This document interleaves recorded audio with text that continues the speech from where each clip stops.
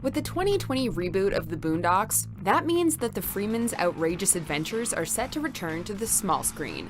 Welcome to Watch Mojo, and today, we're counting down our picks for the top 10 funniest Boondocks moments. I know about white people too. Like when they talk, they say the whole word like this. For this list, we'll be looking at the most laugh-inducing and/or darkly humorous moments and scenes from seasons 1 to 4 of Cartoon Network's adult animated sitcom. Number 10. Riley's Teacher. It's no surprise that the first entry on this list features this pair.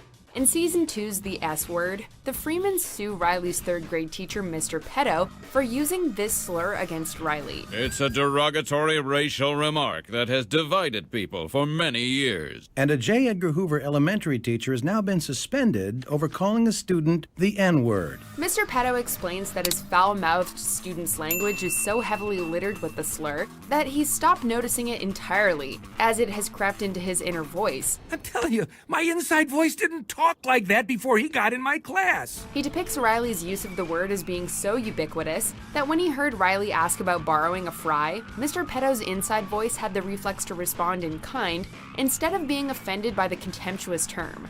This episode is actually loosely based on real events. Number 9. Granddad opens a restaurant. If you know what it's like to taste food as addictive as caffeine, then this episode's for you. When Granddad cooks soul food for Sunday dinner, Ed Wensler is so impressed that he offers to open a restaurant to serve it. I'm telling you, Robert, this is the best location in Woodcrest. Granddad's food produces an effect called the itis, which is a sleepy state that results from its extremely high fat content. Huey, you handle the dishes. Wensler's plan, as suggested by Riley, to cater to this effect by providing beds for sleeping customers of the Itis restaurant, proves to be too successful, as the neighborhood quickly devolves into a crime-infested area, with individuals becoming obsessed with Granddad's fatty food. Damn! What happened to you? Look, I was just wondering if I could get a quick Luther burger. Hey, come on, get off me! Please. Look, woman! Just one. It's ultimately revealed that this was Wensler's plan all along, so that he could buy the remaining property in the neighborhood. I believe our business is done. Have a nice day. Number 8. Diss track for Granddad. When the fictional rap superstar Thugnificent moves into Woodcrest across the street from the Freemans, a beef is instantly born. Oh man, Thugnificent and the lethal interjections living here. Thugnificent makes an immediate impact in the neighborhood by throwing a party, and Granddad files a complaint for noise and cars parked on his lawn. Hey, shut up all that damn noise! I'm an old man. Y'all need to listen to some Nat King Cole. In response to this transgression, Thugnificent releases an expletive-filled diss song and music video against Granddad, and it does not disappoint. Snitching ain't the thing to do, so now me and my crew gonna show the block how to handle this fool. He just hating cause we went from rags to riches to baddest bitches. The rapper goes after Granddad's old age and snitching ways and hires a pathetic old actor to imitate him. The hilarious track then inspires kids all throughout town to assault old people. As a local teen explains, quote, "Because Thugnificent does it and that makes it cool." Recently, a rash of elderly assaults attributed to the beef have broke out, including 2 in Lithuania and 1 in Tokyo. The AARP announced a boycott of Thugnificent's record label as feared that the protests could soon explode into more violence. Number 7. Riley writes a letter to Santa. When Riley doesn't get what he wants from Santa, there's a price to pay. In this episode, Riley takes revenge on St. Nick for failing to give him a set of rims that was on his wish list during a previous Christmas. I didn't ask for much, just rims, not even the whole core. And what do we get? Nothing. Riley takes it up with the old man in a mall appearance by throwing a chair at him and beating him with a golf club.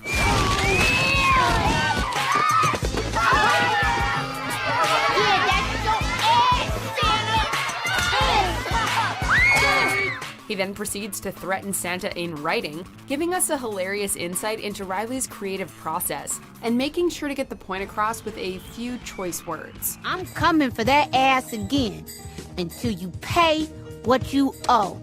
Sincerely yours, the Santa Stalker. As we find out later in the episode, the letter doesn't seem to get the job done to Riley's satisfaction, so another mall Santa must unfortunately meet the young boy's wrath.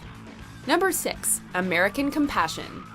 When an incurable flu rips across the country, the Freemans turn to President Obama's televised emergency speech for guidance. Good afternoon. I'd like to start off by thanking all of you out there who have called and written letters about the safety of the first family. You'll be happy to know that Michelle, Sasha, Malia, myself, and Bo are all fine. Don't nobody care about you, man. Tell us everything will be okay for us. After reassuring the country that he and his family are safe, he delivers some unsatisfying news for Granddad. The country's best weapon against the flu is compassion for our fellow man. In times of crisis, Americans pull together. And what's going to get us through this difficult time? Sharing. Sharing? Lending a helping hand to a neighbor in their hour of need.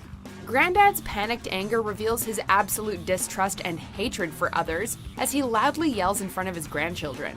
This makes it abundantly clear that when the apocalypse hits, Granddad isn't the one you want to be with. We all gonna die!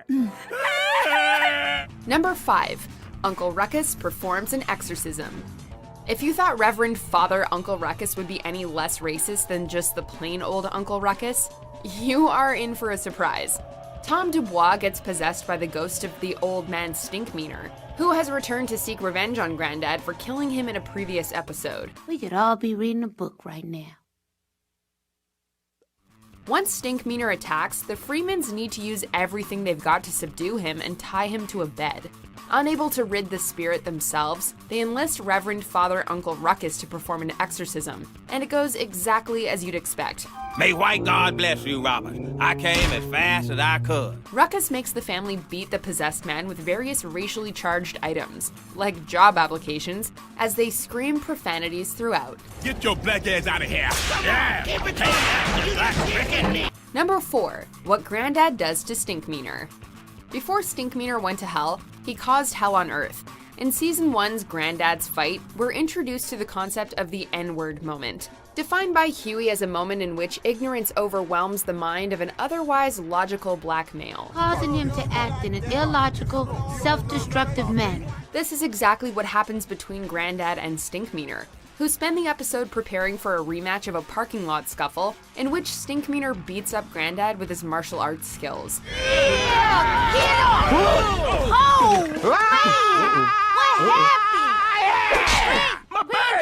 As it turns out, Huey wildly overestimated Stinkmeaner's ability, and in reality, when he beat Granddad, he just got lucky.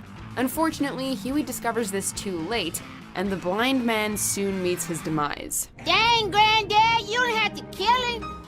Number 3. Slickback. When Granddad starts dating a younger woman, you could say that he's a bit unwilling to accept the truth about her profession. Throughout the episode, his new girlfriend Crystal drops a hilariously great deal of signs to suggest that she's a working girl. Her ability to run fast in heels, her constant checking to see if he's a cop, and her multiple shopping trips.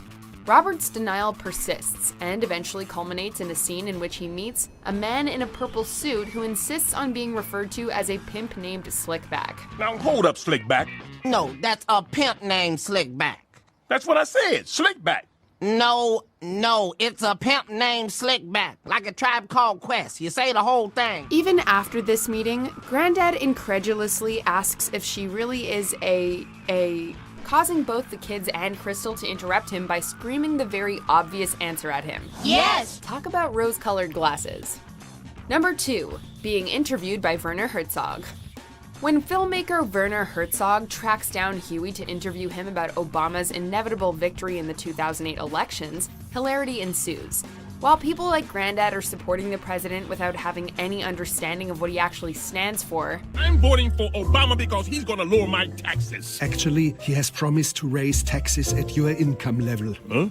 and the rest of the world is raving about Obama's presidential run, and dancing to Thugnificent's ridiculous track with will.i.am, Huey is less than impressed. Got up this morning, things weren't working right. I said I wanna make a change, I said I wanna fight. A self-described retired domestic terrorist, Huey responds unenthusiastically when asked if he's merely excited or extremely excited that everything is gonna change forever.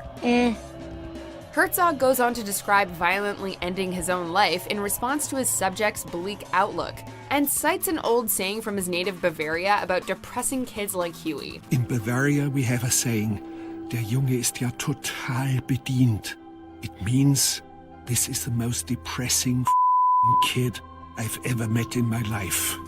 Before we continue, be sure to subscribe to our channel and ring the bell to get notified about our latest videos. You have the option to be notified for occasional videos or all of them. If you're on your phone, make sure you go into your settings and switch on notifications.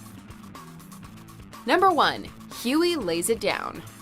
At the top of our list, we have one of the most incisive criticisms of American culture found in the series, and it comes from the very first episode. I'm not a prophet, but sometimes I have prophetic dreams, like the one where I was at a garden party. In a dream, Huey informs a group of rich white people that Jesus was black, Ronald Reagan is the devil, and the government is responsible for 9/11. Pandemonium ensues as the crowd devolves into violent chaos. That can't be true! Later, at Ed Wensler's garden party that Huey and Riley are forced to attend, Huey tries to reenact his dream, but he encounters one unanticipated problem. None of the rich white people care. Huey is unable to deal with the encouragement and compliments from the various wealthy partygoers, who, instead of being offended and rioting, are all impressed that the young boy is so thoughtful and articulate. Tell me this, why was all the video recording of the Pentagon attack seized by the FBI and never seen again? He speaks so well. He's adorable. Do you agree with our picks? Check out this other recent clip from Watch Mojo, and be sure to subscribe and ring the bell to be notified about our latest videos.